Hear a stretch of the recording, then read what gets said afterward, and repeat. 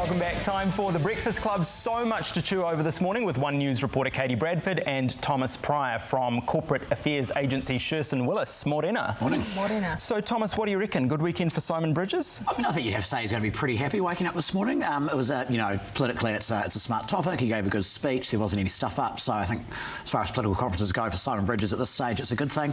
I still just wonder, though, will it shift the dial for him? And I'm not convinced it will. I mean, we'll wait and see. But, yeah, it's a pretty good start.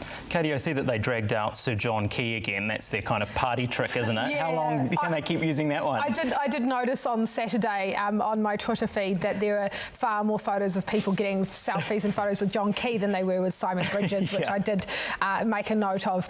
But of course he's going to be popular going there. If Helen Clark turned up to a Labour Party conference, the same thing would happen as well, and it does at Labour Party events, so that's not really a surprise. Simon probably didn't like the amount of attention that John Key was getting. Like, it would be nicer for Simon to have a bit of breathing room, to be able to sort of free himself and say, hey, you know, I'm the leader, don't forget about me. But I agree with what Thomas said, that it was slick, it came across slick, as National Party conferences tend to do, and there were no mistakes, and Simon really did need to nail this conference. He needed it to go well for him and have sort of everyone behave, and it seems like they did. Do you think that his announcement about the cancer agency and the $200 million over 4 years of funding he's promised, if they get elected, is actually going to make a difference? Do you think this is what's going to get them elected? I think it will help. I mean, if you think almost every New Zealander is probably affected by cancer, has had a family member who's died from it or has had cancer themselves. So if they're waking up this morning thinking, gosh, actually National are going to put some serious money into treating cancer drugs, or allow Pharmac to fund cancer drugs, that's a pretty big win for them. I mean, this is an issue that's close to everybody's heart, so it's a really important. And I think you saw in the Minister of Health's response, he just seemed a little bit defensive. And although yes, they are going to be announcing something in the next few weeks, but what do? They either basically adopt National's policy, or they do something less, or they're forced to throw a whole lot more money at it, which under current budget constraints might be difficult. Katie, it just feels like the government has been caught on the hop on so many issues over the last few weeks. Oranga tamariki, ihu mātau, now cancer care. National must be really seeing an advantage here. I think National got the jump on Labour on the cancer policy. Labour was going to put something out. Now whatever they put out, like Thomas says, looks like they're chasing them. The ihu mātau's been a real problem issue for the government. It would have been a problem for National though as well, and National will be quite pleased to not have to deal with that problem. And in fact, they were lucky they didn't have to deal with it, really. I mean, it was the Fletchers got the land in 2013, and so those protests have been going on for a long time.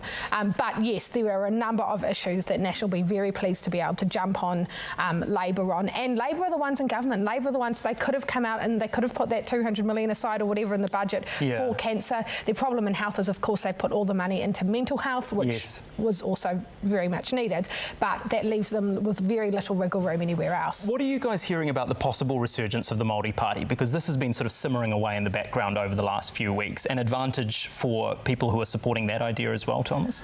Oh, I mean, I think the National are probably crossing their fingers and hoping that will happen. And I see, Bridges mentioned again over the weekend when he was asked about support partners. Perhaps, I mean, who knows? I think Māori seats are really hard to pick what way they're going to go, and polling never seems to be that accurate on them. But yeah, certainly it's a path to power for National. If they could do a deal, if Te Aroha decided to come back and if he won a seat, or even if someone like Lance O'Sullivan, who's been rumoured to stand for the Māori Party, were to win a seat, then it's an option, it's a pathway for National. But I think it's a difficult one, and I just don't know if they can rely on it. And they have to pick the right person in the right seat, and that's the problem. Waiariki would be now very hard for Te Aroha to win back. That's probably the most likely one, and do you put Te Aroha there? Where do you put Lance O'Sullivan? He's unlikely to beat Calvin Davis and Te Taitukaro. So there's a whole lot of problems that for them in that. But National would very much like it. National can't also, they don't stand candidates in Māori seats, so they can't really direct voters to vote for their preferred candidate there either. So, but it is one option, and it would be the best option for National.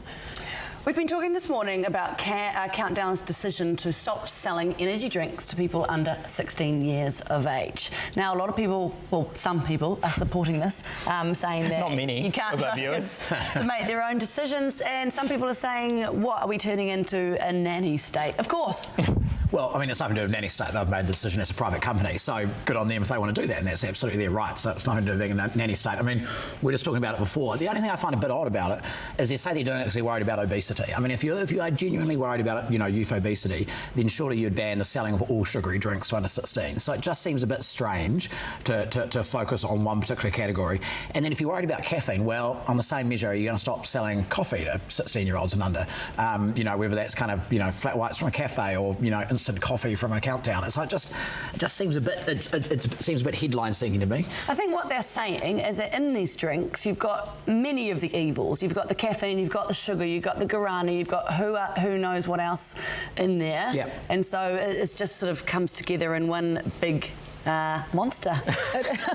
I mean, I don't drink them, so I'm not interested in them at all. But I guess it's a choice thing, though. It's a personal responsibility. You teach your kids not to buy those drinks. I think it just creates more work for supermarket checkouts as well. People who work there ask for ID for 16-year-olds. Are you 15, 16 to buy your drink?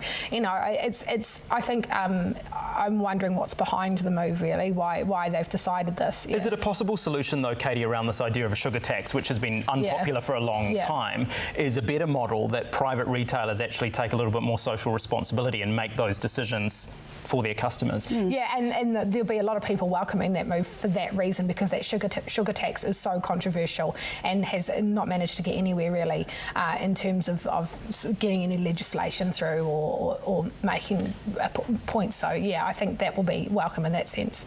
We've had a lot of feedback from teachers who say that this is absolutely the right move, that they get kids coming to school and they're all hopped up on these drinks, but not for long, and then they have the big crash. Yeah, and I get that. But I mean, the other thing is, think about it when we were 16. The moment something was slightly illegal or slightly naughty, you wanted to have it more. So I think there's going to be a thing now. There's going to be a bunch of 15-year-olds.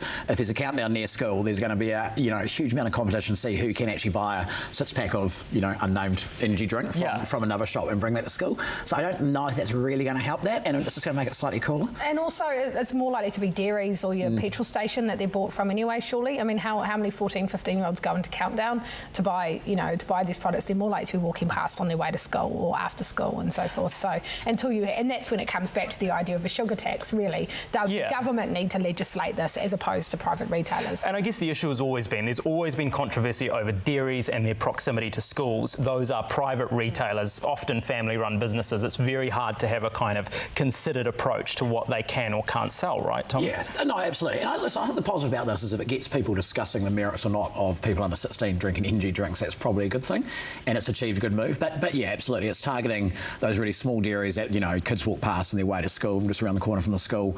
I think the energy drinks, so I think the manufacturers of energy drinks have agreed that they won't sell them to schools anymore, so at least you can't buy them in tuck shops and things like that. So I think if you're going to go down this kind of banning approach, you also need to go down the education approach as well to actually get people to understand the risks. Could be quite good for dairies. Could be quite good. Yeah, well, that's exactly what I was thinking. That dairies will be stoked. Awesome. All the kids will be coming in there and buying them. So if they, nothing beats a meat pie and a V. Come on. Everything. Thomas, do not say that, Thomas. Out the door.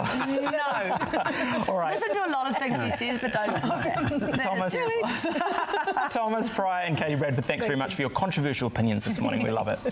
But still to come, the new chocolate movement in the Pacific. Why go halfway around the world for cocoa when it's right